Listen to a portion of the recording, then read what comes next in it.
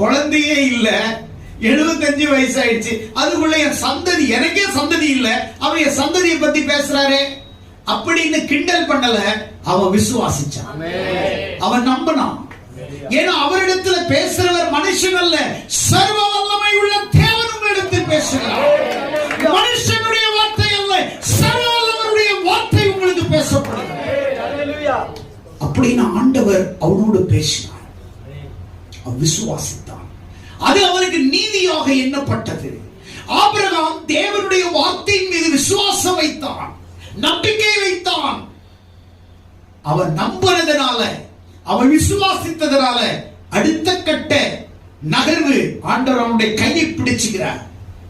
எப்போ நீ விசுவாசிக்க ஆரம்பிச்சிட்டியோ அன்னைக்கு ஆண்டவர் உன் கையை பிடிக்க ஆரம்பிச்சிருவாருங்க. எப்போ ஆண்டவர் மேல உன் நம்பிக்கை முழுசா வைக்கிறியோ அன்னைக்கு உன் பக்கம்